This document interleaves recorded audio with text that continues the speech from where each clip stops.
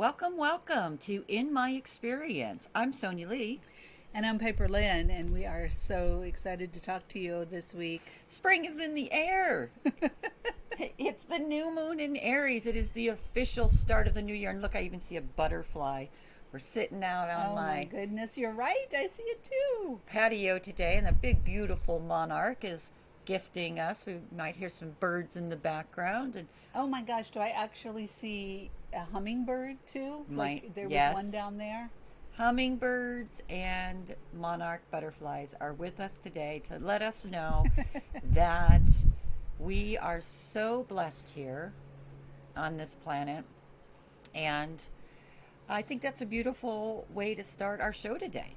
We are so blessed to be on this planet. Yes. I mean, really, could there be anything more beautiful than some of the gifts that we have to be able to see and feel and hear and experience? Right? Like the sound of birds and wind chimes. The wind's picking up a little. Hopefully it doesn't mess up with our recording.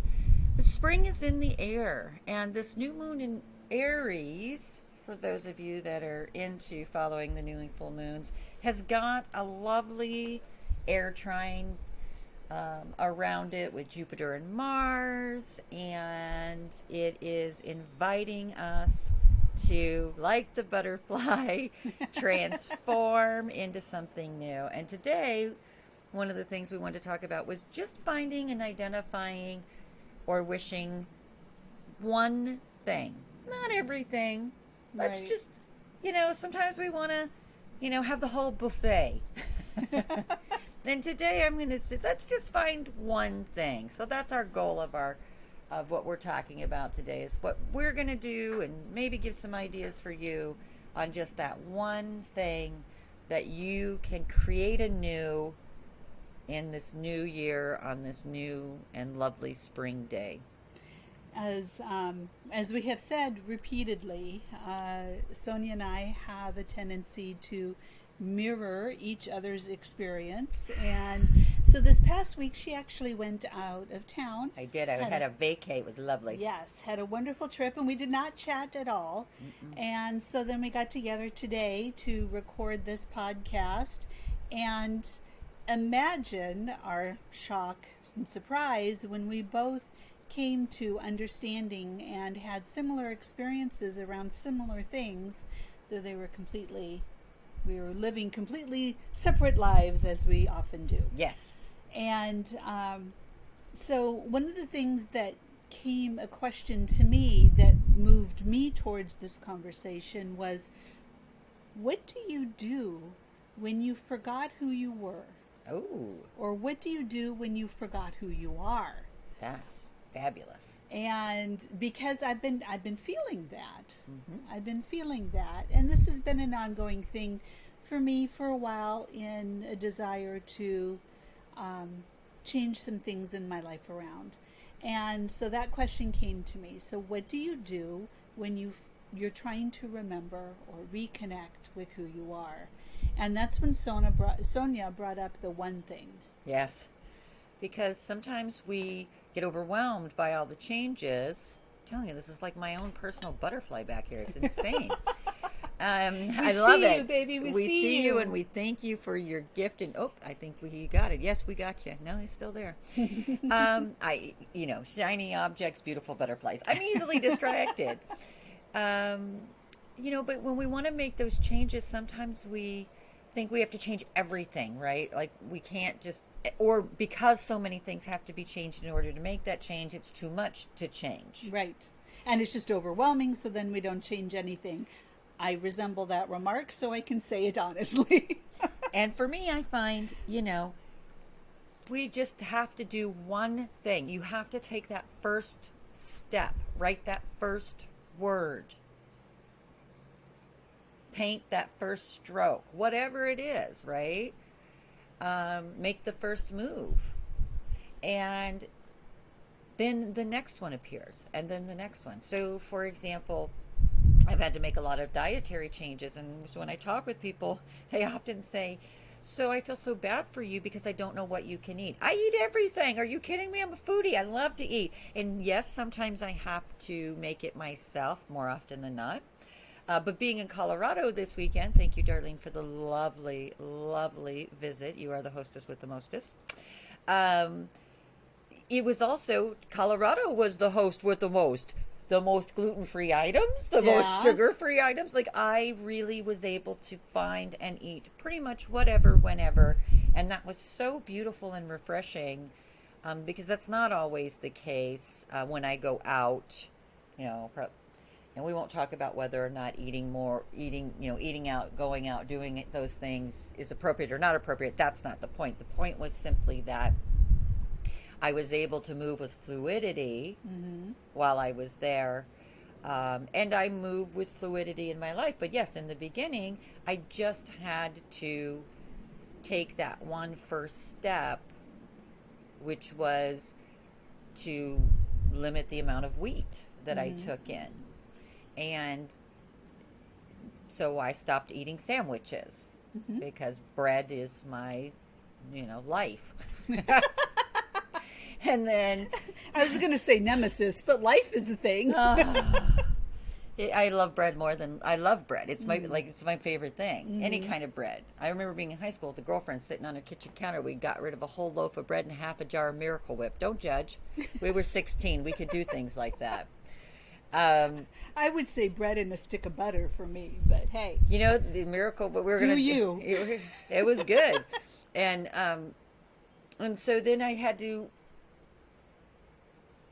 as I began to feel better, and then I began to explore other. They didn't have spaghetti, and then I started looking at ingredients on lists. And when my son was 5, and I was teaching him how to make healthier choices, because my husband was the stay-at-home dad, and he wasn't a very good cook in the early years, so there were a lot of trips through McDonald's for lunch, and wanting to sort of change that and not have a junk food baby. But yet not wanting to take things away from him. Right. So instead I would give him options and choices, and I would say to him, like, Mom, I want SpaghettiOs. And I'd say, well, let's look at all the different brands of SpaghettiOs and find the best one. And so here's a 5-year-old kid going, wow, this one's got 1,700 grams of sodium, but this one's only got 300. But it's got 12 grams of sugar versus this one's only got 7 grams.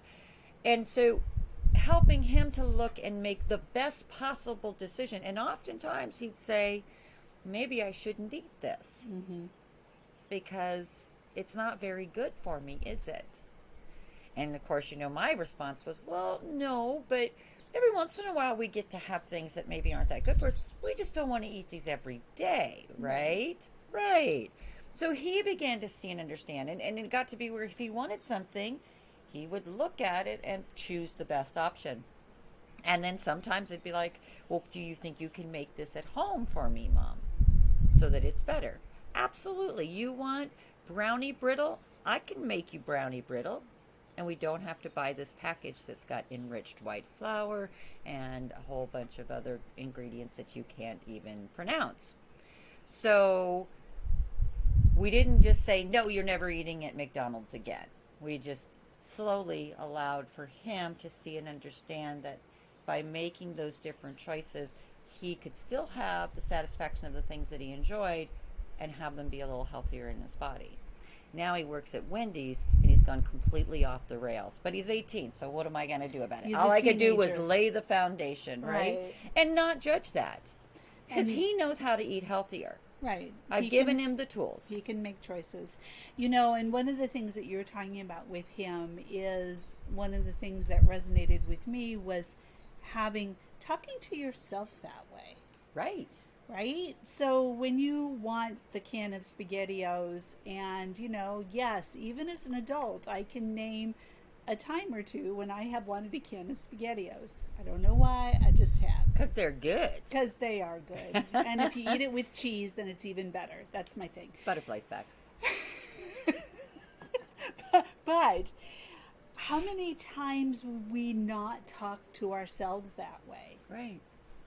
And just get mean and nasty, because the parts of us, my experience at least, is the parts of me that crave or want that or respond or act that way are often the childlike or less mature or needier parts of me. And so the last thing that I need from myself is to berate myself and tell me that I'm bad and I can never have that again. But that's very common, and not just food. No, I used to do it with books. I would go to the bookstore and I would buy, a half a dozen or a dozen books and spend money that I didn't really have to spend on them, but I loved the books. And then I would go home and I would feel bad or guilty or what have you because I spent this money that I didn't need to spend on something that, although I enjoyed it, did I really need to buy all 12 books? So what I did to help find balance for myself in that, because I don't want to berate myself. Right. Or even worse, being a single mom, the guilt of spending money on yourself. Right. Instead of giving every dollar to the care and feeding of your boys, in my situation, was a sacrifice and a struggle that sometimes I would try to justify to myself because I knew there was impending guilt. Yeah. And so I didn't like that. Right. That was a cycle. And it was a vicious cycle. So I changed that. And we do get into these cycles. Of course Everything. we do. We All do get the into time. these cycles. And I made a decision that I would do it differently, knowing that I could be impulsive in that way and that I could come to regret that. And then I'm going to beat myself up because guilt was, my teething ring. And I still do this to this day. In fact, I was telling this to a girlfriend over the weekend and she thought it was kind of funny. I will put anything and everything that I want in my basket. If I'm going through a store or a bookstore or whatever. I have seen this. This is the truth. I have seen this in action. And then before I get to the register, I will look at the basket and decide, okay, now what do I really want? Or what do I need? What can I do without? And I won't buy everything. I will just buy the things. And sometimes I used to take my pendulum. I had to have a pendulum when I'd go to buy books because there was just, each book was equally important. So I had to get someone outside involved to help me. But like if I'm in the grocery store and I'm hungry and I put a whole bunch of items in the cart and then I realize I don't need all of this crap, it's just because I'm hungry and I shouldn't be in the grocery store right now. Right. Then I can be disciplined enough to say, okay, well, I don't really need that, so I'll put that back. I can pick that up when I go to the store next week. I only came in for these items. And I can wrestle with my impulsiveness right then and there and still keep the money in my pocket. And this came through not just that one situation. I had a couple of situations where I spent the rent money and just was beside myself. Oh, no. With grief and guilt and rage and frustration and unworthiness and not good enough and all the other bullshit stories that we tell ourselves when we find ourselves in, desperate situations to try to either blame or justify. Right. And it just, something within me recognized at some level that just wasn't what was best for me. Right. And so we had to find some hot fixes and Right. some workarounds for that. And I still use them to this day. I didn't know then that these would be tools that I can now use and now share with all of you. Right. Because they do work. And, sacrificing everything for my children might not have been the best way. Indulging in those little tiny things that were important to me helped to bring that balance. And that's really all that you can do. Well, I know if y'all have been listening for a while, I'd have just picked up a southern accent right there. And I don't know where that came from. I'm practicing. Okay. Anyway, I think it's been a couple of months now where I stopped eating sugar. I made a conscious choice to stop eating sugar. And so that was a thing for me. no sugar in my tea or my coffee. No, I have a sweet tooth that can no end. And so I didn't necessarily stop having sweet, right? So I have found that honey in my tea is good when it's hot, and stevia or no sugar or no sweetener in my iced tea. I have found that maple syrup and just a little bit of it works wonderful in my coffee, and it doesn't taste mapley to me. Right. And then outside of that, I just don't eat sweets anymore. I just stopped. And so, but I don't deny myself. Like I said, my favorite are my sweet drinks. So whether it's tea or coffee. But other than that, it just isn't a thing. And I think I lost about 10 pounds. Nice. How's your brain feel? And it's leveled off since then. You know, I don't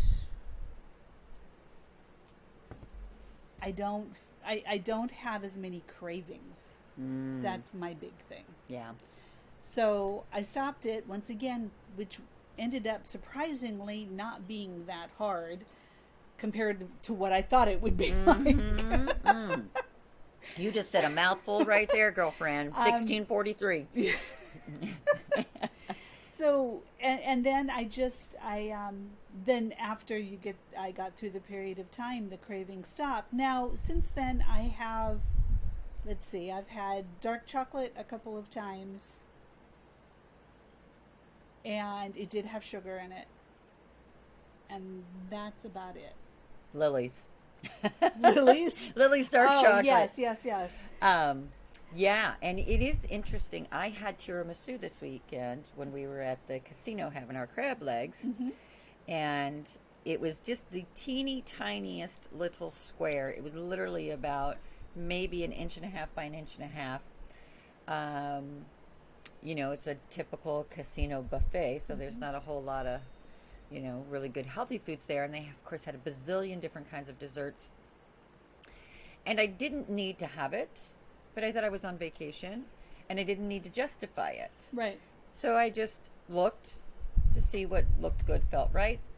I got the tiramisu. It was delicious. It was so soaked in espresso that it was like I could have drank the saucer afterwards. Yum. It was really yummy. And yes, there was sugar in that. And I'm like a diehard, I don't eat sugar. Die-hard, don't eat cane sugar. And not even a little, like, I won't even eat bread. I don't care if it's only got a tablespoon in a whole loaf of bread. I won't eat it if there's sugar in it. And because it's made such a difference for me to not be off it, I just don't want to go there. Right. Well, I find that I'm in the same place. Yesterday or whenever, I was having a tough time, and I'm like, oh, I just want one of my foo-foo coffees from Starbucks. And I sat there, and I'm like, no, you don't want to get on that train again. And that is the body leading this show. I was also telling Piperlyne, I like to listen to audibles when I travel. And I listened to Dr. Joe Dispenza's Being Supernatural this weekend. It's been on my list. I just haven't had a chance. So I thought, all right, we'll pop that in. And I've followed Dr. Dispenza for a while, Becoming Supernatural. I knew that didn't sound right.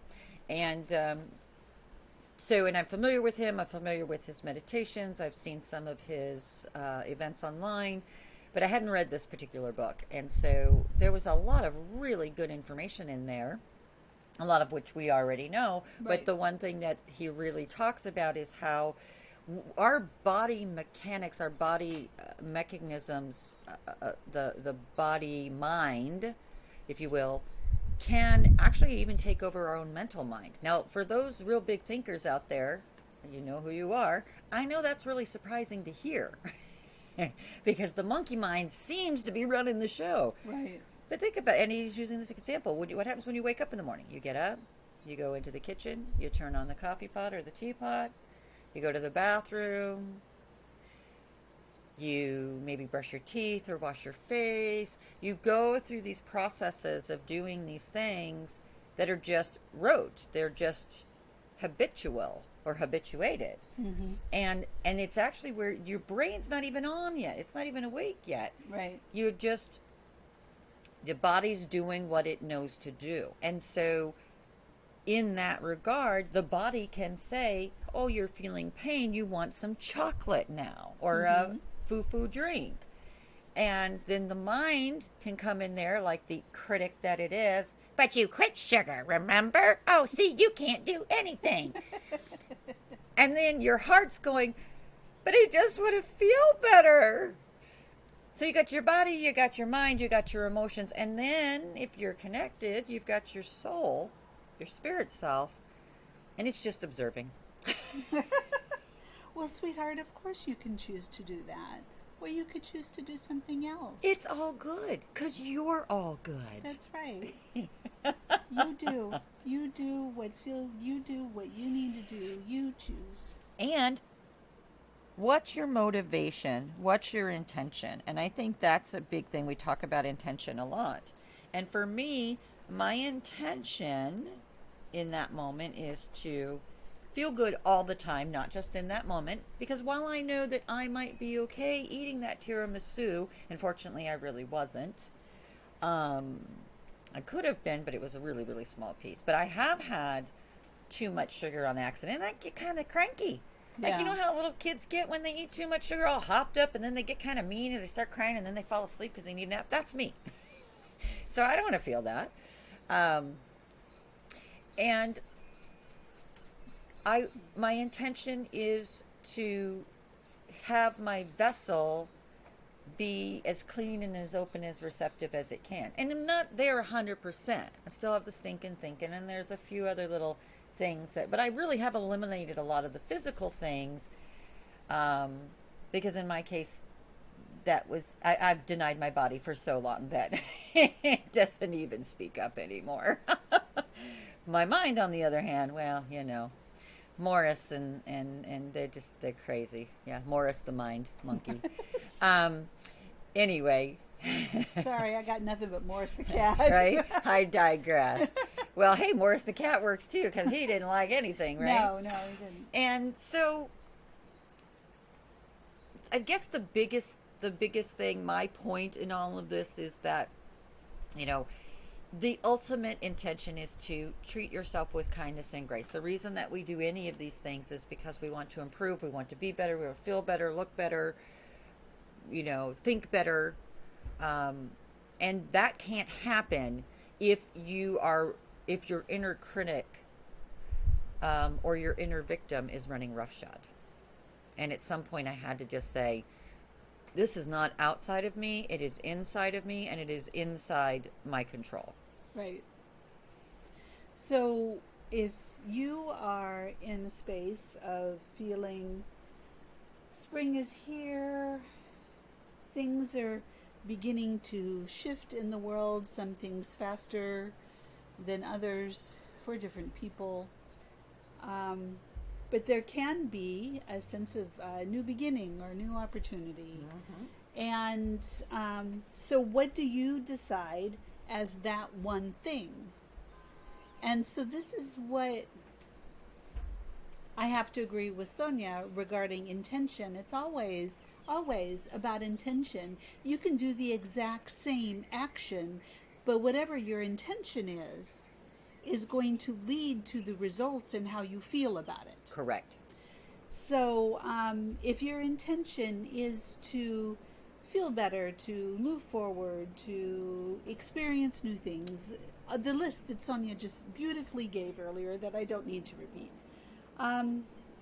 only you can figure out where is the right place to start. Yeah. And what is that one thing that you can do? And I remember, and I feel like I've said it before, but I'm going to say it again because I think it's important. When it comes to just changing one thing, maybe it's not taking something away from yourself, right, but maybe it's adding something. 100%. Right? Ding, So ding, ding. I have gotten back into the practice of regular meditation. I have gotten back into the practice of regular yoga practice. And so I actually added something to my life. Nice. And that is the one thing for me. Mm-hmm. But I mean, so adding a food, taking away a food, adding a practice, taking away a practice. There was something else there. Adding a person, taking away a person. Oh yeah. I mean, there's no. I keep hearing, no criticizing or no complaining, right? Yes. You see things like that. Journal every day is adding something. Stop complaining is taking away something. Depending on who you are and what your life is and what's important to you, all of them work. They do. And the one thing that, I see in myself and in others, so I think it tends to be a bit of a, just a thing that we do, is we are always either demeaning, demanding, or justifying our moments in our life. We're minimizing or we're justifying, right? Or we're maximizing or we're, splitting hairs. I mean, it's just because it's so hard to do all the right things, and there's so much information being given to us. Oh, you need to do this and you should do that, and this is how you can live to be 80, and how to be a better human being. And there's just so many ways that, and so many people that are trying to tell us how we're doing our life wrong and it could be done better. Absolutely. Including ourselves. And the thing about it is yes, you should listen to yourself, but only if you're giving yourself grace. If you're really being that supporter, that mentor, that motivator, that accountability coach to yourself. Because I do think some people, I get motivated a lot by some negative responses, but not everybody does. Mm-hmm. It's my inner critic is a perfectionist and a control freak. So I don't like to mess things up. I like to learn and know and do them right the first time. But I can also see where that has limited me in my life. Right. Because if I couldn't do it right, I wasn't going to do it at all. Yes. And that denied me the opportunity of the experience. And why can't I color outside the lines if I want to? Mm-hmm. So we do this back and forth, this dance with ourselves and with others all the time. Maybe you're in a situation where someone else is dictating your life to you and you can't figure out how to break free of that and be your own unique self. That might be one thing that you look at, right? This new moon in Aries is giving us all this opportunity to start fresh, to start anew. We were going to launch a program, a training, a workshop program that we had been working on since the beginning of the year. And last week before I left town, it became very clear to us that this was not happening by today, the 12th, which was the day we were going to launch it. That's why you didn't hear about it, because we didn't do anything. And actually, I think it was 2 weeks ago. We were going to start advertising, and then we Yes. decided that this is not what we're doing. We're doing something different. And rather than be upset because we've spent these months working on this, we just pivot. That was what got us to this point. It was the one step, there's that butterfly again, the one thing that we did that put us on this particular trajectory to lead us to what the true intention of what we started out was all about. It could be an expanded course. It's probably a book. We're not sure yet. She just said the word. I did. I said the B word. We're writing a book. Just Oh put my it gosh. out there. But my point is that we just did the one thing, which was let's talk about what sort of course, what sort of offering we'd like to put out there to the collective. And then it just went on its journey from there. Right. Our intention was very clear. We wanted to share. Right. Right? Absolutely. Wasn't yeah. even to teach. We just wanted to share. Yeah, I mean, that's what this is right here, right now. Absolutely. It's the basis of this. And so for this new moon, I'm looking at, okay, I was really excited about this. What new things am I going to start for myself, for my own personal life? And the the steps that we take to get there, you can almost, it's almost like when you go to Disneyland and you have the fast pass. Right? So when you're first starting out and you're not very good at this, you wait in the really long lines. It's 3 hours to ride Magic Mountain. But when you've been doing it for a while and you become a little more skilled because you become a little more connected to all of you and not just those compartmentalized limited pieces of you, then you're able to have the fast pass. Where you just go and walk around and then you get a little buzzer on your hip and it's time for you to go on, get in line to get on your ride, right? And you save time, money, and frustration. And get to see and do more. And you get to see and do more. And so where I'm talking from, where I'm coming from, I totally get and understand that, you know, you might not be there yet. And that's okay. I wasn't there then either. But I was persistent. And the one thing that I did know, and, you know, your mileage may vary, but I came here to ascend as quickly as possible and do whatever it took to do that. And I can tell you at 55, I'm running way far behind. Seriously. And that's okay. Not for me, seriously. Because I'm still farther than I could have been. Right? So eliminating the judgment is really a big first step for me. Because I do find that even with all that I've done and all that I have let go of, I still have those judgment moments. And I don't want any judgment moments. Right. And not because it's a bad thing. That's right. It's not because it's a bad thing. If it doesn't serve me to judge me in that moment, I can just drop that rope. Well, I posted on our social media, which if you are not following us, it is in my experience on Facebook and in_my_experience on Instagram. And last week I posted an image that said, if it doesn't inspire you, nourish you, or give you an orgasm, right, then get rid of it. 100%.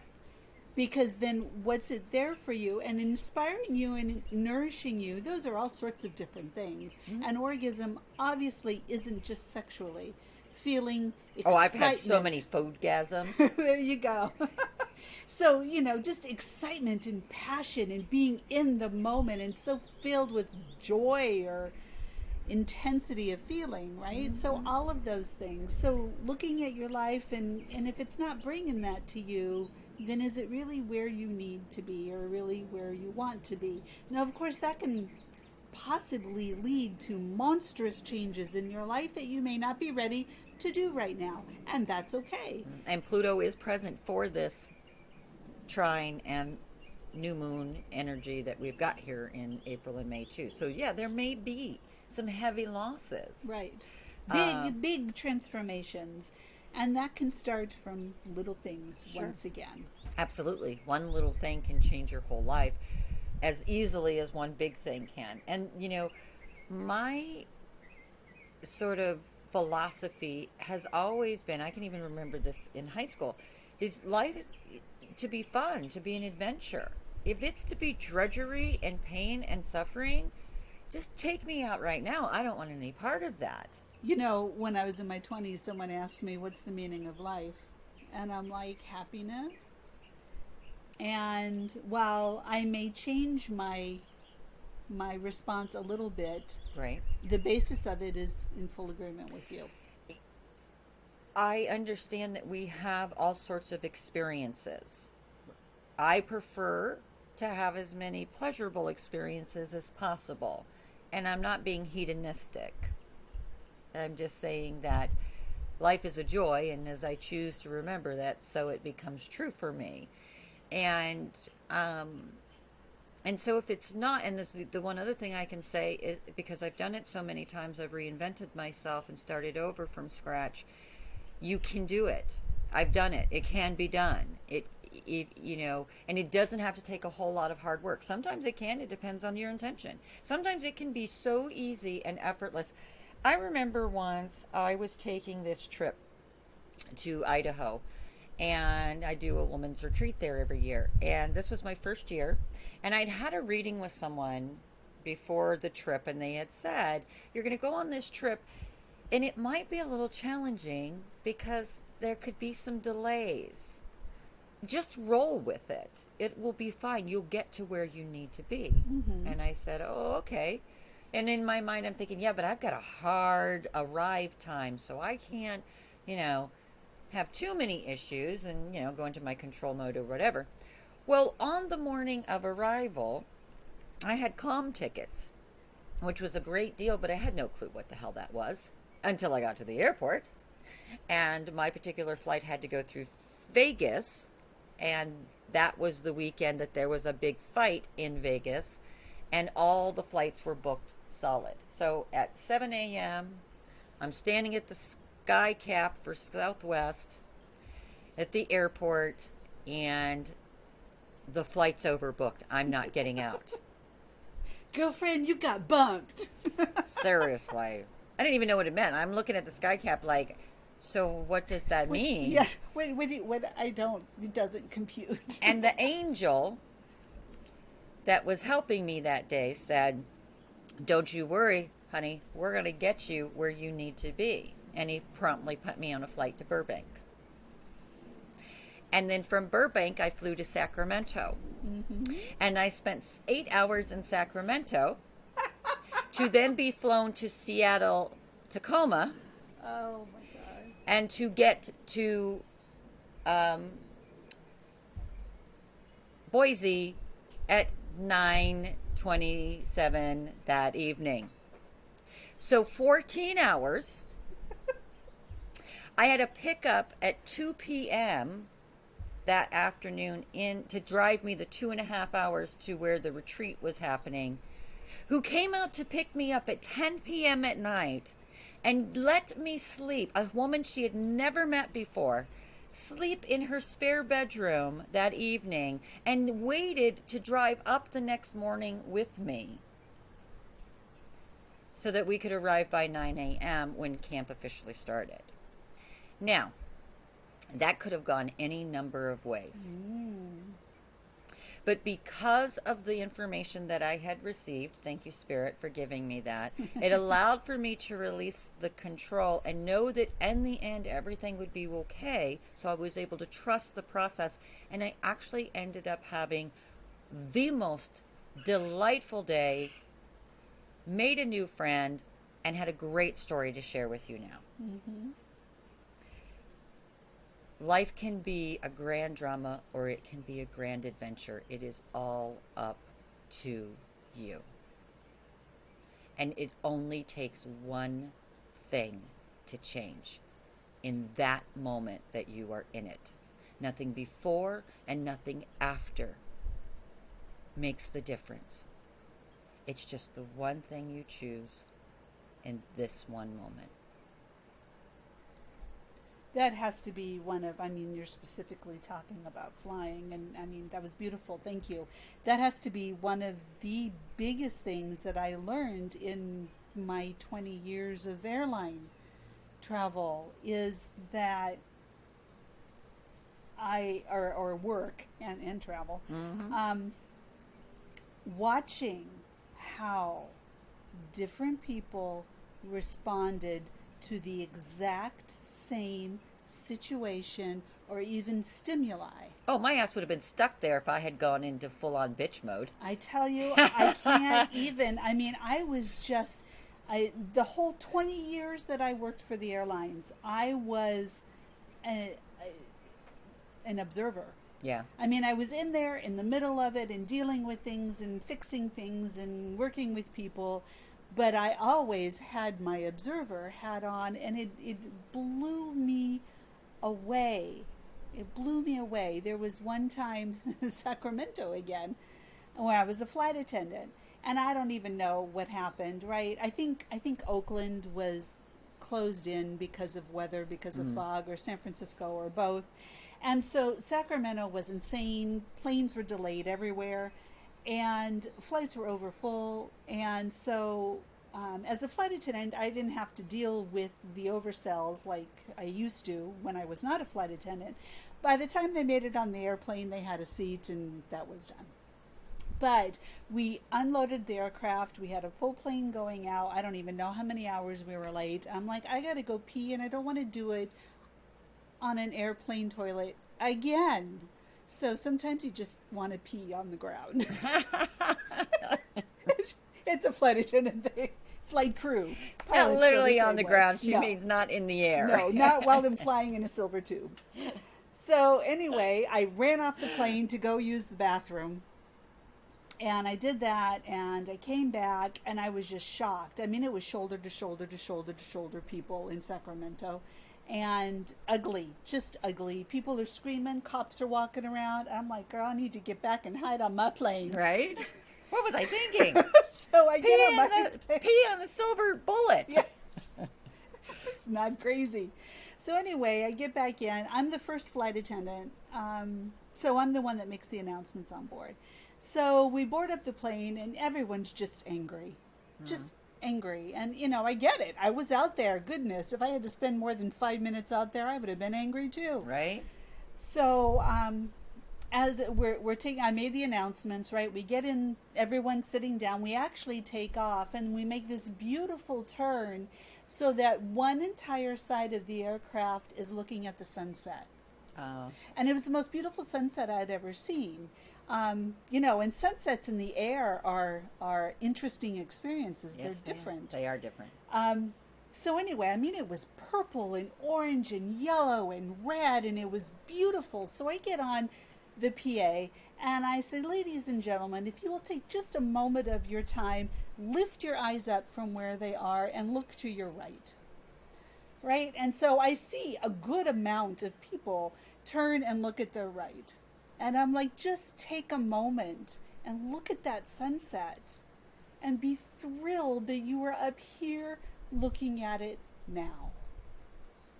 Nice. And it just, everyone just dropped. Yep. You could feel the just dropping the web. Right. And, you know, and I'm not saying everyone was thrilled and happy and loving and we all held hands and sang Kumbaya. But the energy shifted because for just a moment, the people, whoever chose to participate, looked and allowed themselves to focus on something else. Right. Get out of themselves. Right. And that was... See the bigger picture, too. Yeah, seriously. Right? Seriously, see the bigger picture. And that was a powerful experience for me on not only just observing all these people who participated in it, but understanding how I could participate in it occurring. Nice.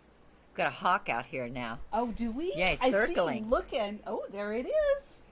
Goodness. So many air messages for us with this beautiful air trying. Yes, as we're communicating with you over the airwaves.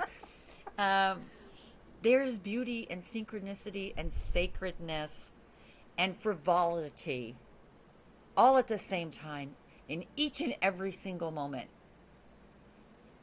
If you look hard enough, even in the darkest depths of your space, if you've ever been in a dark room trying to move around and find something, or just digging your hand, for women, digging your hand down in the bottom of that purse in the darkness, trying to find that one item, right? And then the success when you pull it out, right? And people are going, can I help you? And you're like, no, it's in here somewhere. I know it is. I got it.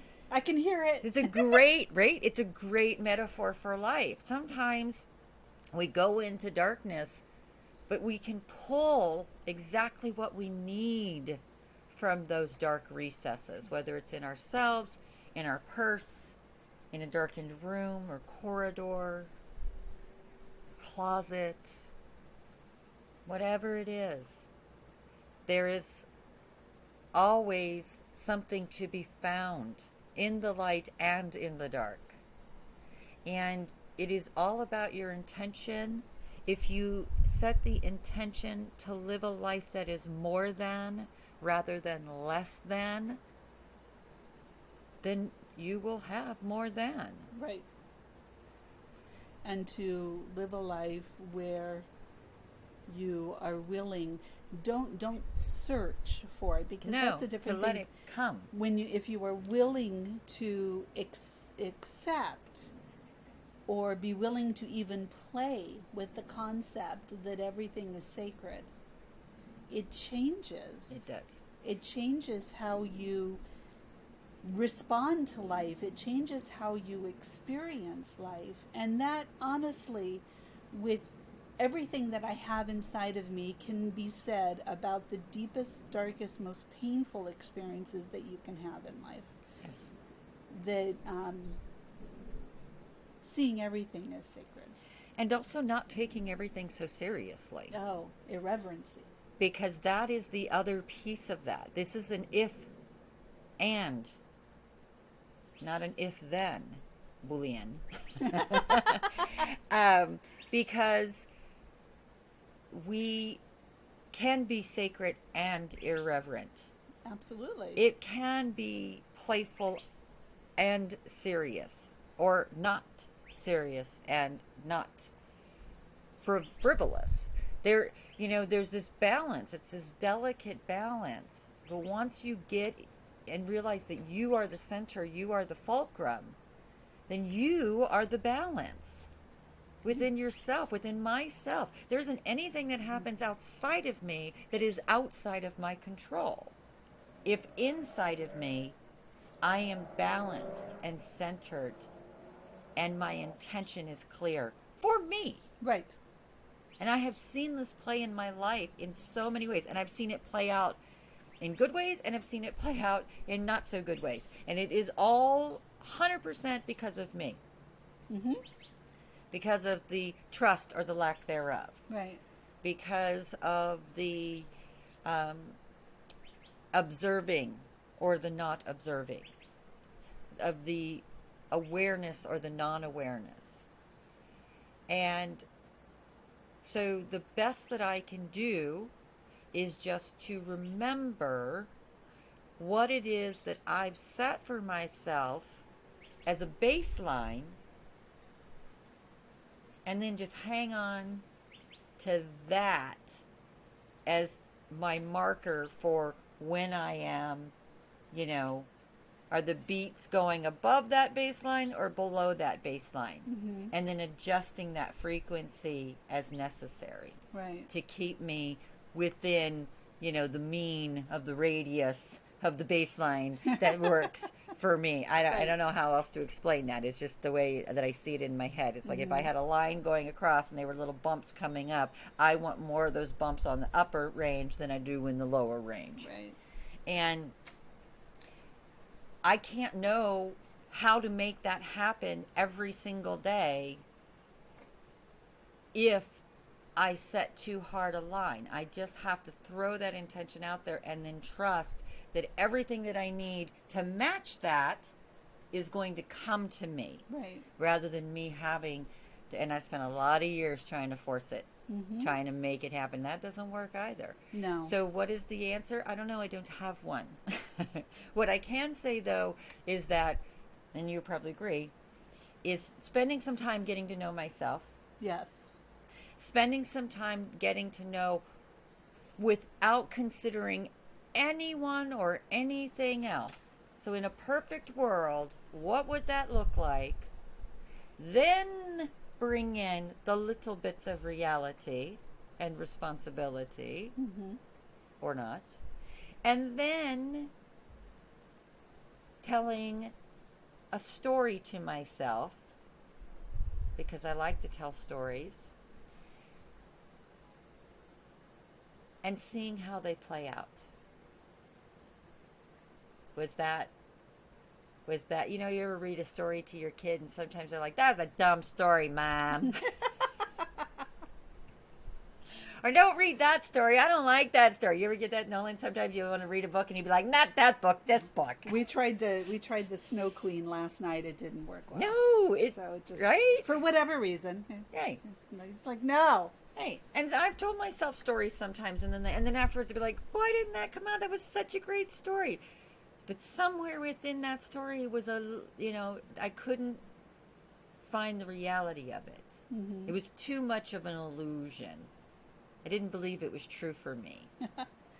Yet. Yes. Right? Right. The Becoming Supernatural. I've had this book for a couple of years. It wasn't until this weekend that I chose to pick that one of the list of about 20 Audible books that I'm going to get around to listening to at some point in time. Oh God, I do that all the time. Yeah. Buy a book and it sits there and sits there and sits there Until and sits just there. the right time. Yep. The longest one I ever had was Wayne Dyer's Erroneous Zones. I bought it when I was 18. I thought it was erogenous zones. I thought it was a sex book. Yeah, I know. Laugh, laugh. I love it. I did too. And then 20 years later, I finally picked this book. Like, I carried this book around for so long. We had a puppy once that chewed the cover off of it. This book went from bookshelf to bookshelf, from house to house. And finally, in 2008, at my lowest point, as I was ripping books off of my shelf to get rid of them because I was purging my life of everything, I pulled this book off, opened it up, and landed on the page called The Justice Trap. I threw that book across the room so many times. And I'm a speed reader. It took me 4 months to read that book. Yeah. And I read The Justice Trap very last because I went back to the beginning, read through the book, jumped over The Justice Trap, read the end of the book, and then finally went back and read the section on The Justice Trap. I think I might have had an issue with that. I don't know. I know The Justice Trap. Yeah. And I still get caught in the justice trap, but now I understand that, right?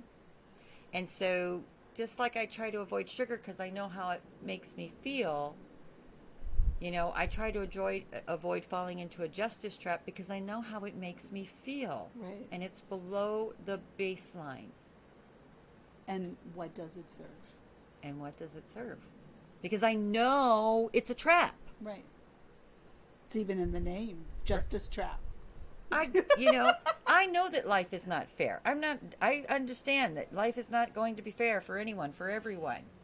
It doesn't mean that it doesn't piss me off to no end when I see injustice. Oh. And that is my paradox. That is my inconjunct.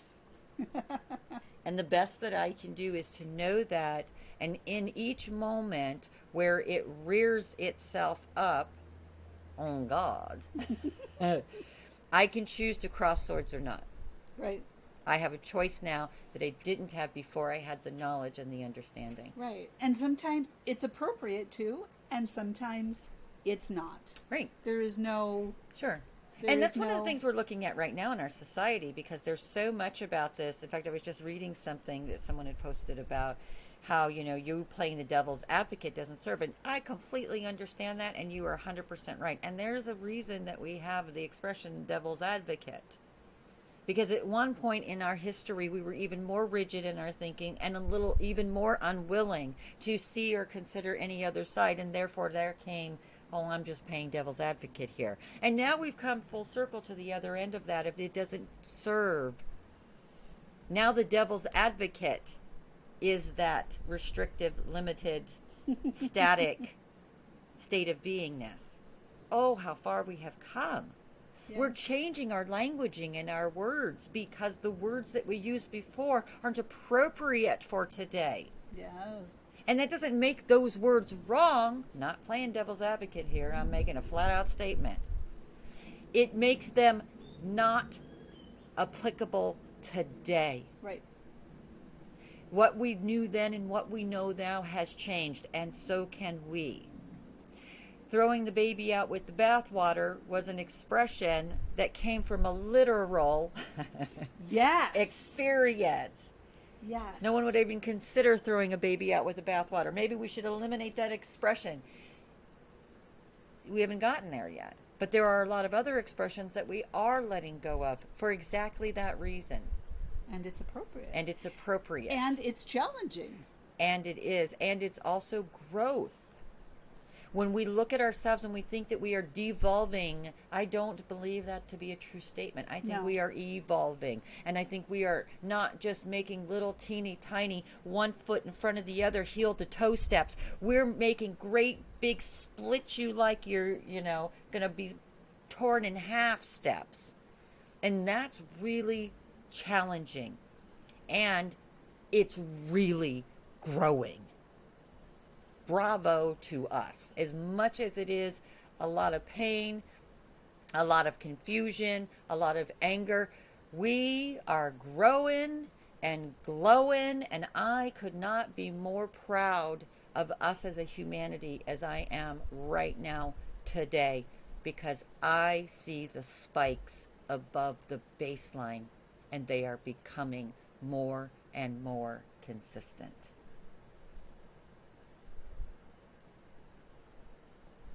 I have a thought that has been going through my head over the past week that is, what do you do, or what happens when you forgot that you were powerful? Oh, What do you do, and what happens when you forgot who you are? And I've been sitting with that and playing with that and seeing it both in my personal life and play out in the larger world. And I think that in many ways we are finding our power. And that is in the purest spiritual, divine sense. Not power over people, not power over situations, but finding our own power within ourselves and making changes from there. mm-hmm. And that in of itself is transformative. Oh, it's how we become supernatural. And then when you have a whole bunch of people doing that, oh goodness, I just got goosebumps saying that. I mean, that is world changing. It really is. It's a changing collective. It's changing the spiritual beings and the spiritualness of the collective. So we're literally changing, each individual drop is literally changing the ocean. Yeah.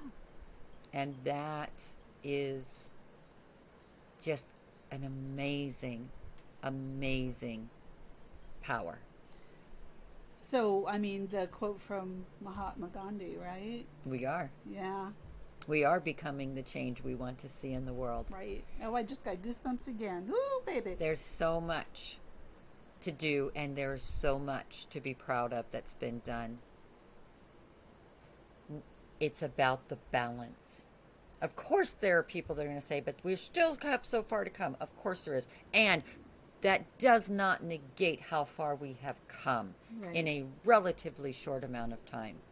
And there have been a lot of wonderful things that have been created to help us to expedite this. And there are still some things, there are still some corners of this earth where it needs to touch that it hasn't yet. And it will. Find the balance. Get centered. And then focus on just that one thing that you want to bring in or let go. And see how you grow. That's what I'm doing. That is what I am doing. And it is so simplistic and so realistic, because it's like happening in real time, And like instantly. It's powerful. That is where our power lies. Yes, it is. And we are powerful beings. I was trying to think of, we are powerful beings that happen to be in human suits. We are not our colors. We are not our genders. We are not our nationalities. Those are just the suits. And I'm a firm believer in you can do anything. You set your mind to it. You set your heart to it. You set your intention to it. You can do anything. I do not believe that the limitation can ultimately, and maybe it's a Pollyanna. I don't know. It works for me. I'm just telling you what works for me. All right. It you may want to argue my point, but I'm telling you, I have proof. I can tell you story after story after story that it works for me. Right. If If I set my intention, I can have anything that I want if it is what is right for me, and my intention is as clear and as pure and as certain and as balanced as it needs to be, because it's happened. I have irrefutable proof of that, and I have since I was a small child. Right. And so I share because I want to give hope. I want to raise the vibration of this planet selfishly so that it feels better for me as I'm walking around and I'm running into fart energies. And we talked about that before. And I want that for everyone. Yes. Not just for me. That is selfish, but for everyone too. And as I do it, I can show you. And then you can choose to do it or not. You cannot deny its existence.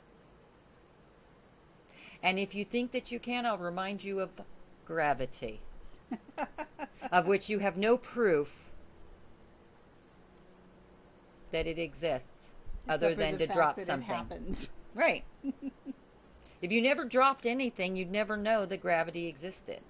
If you didn't know that it was gravity that kept us to this ground, right? Think about like our ancestors. They didn't know it was gravity that kept them on the...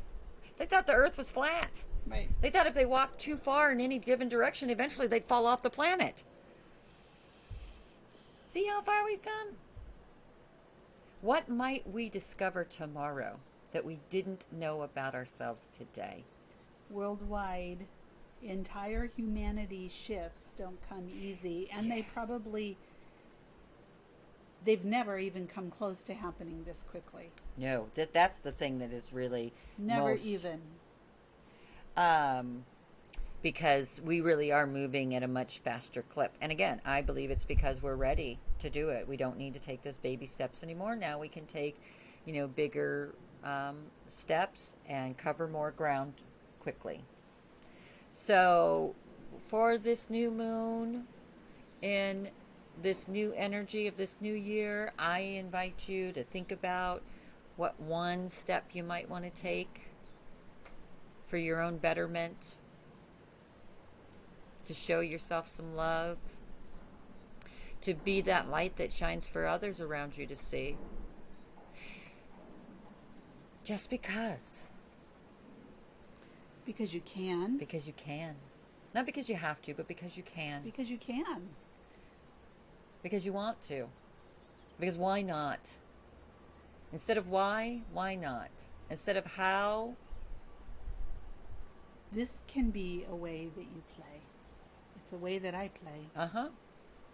And it's also a way that brings me back from the brink of the abyss of my own limitations. Yeah.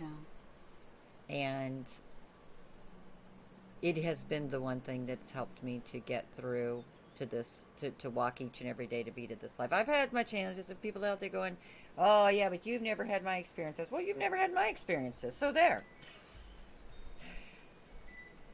It might work or it might not work. You're absolutely right. That's Right. at Henry Ford. Whether you think you can or you can't, you're right. And I think you can. Be willing to be wrong. I am willing to be wrong. I see it There every you day. go. But maybe you could be willing to be wrong too. I That's don't know. right. It just, if life is meant to be an experience, then all the experiences were right.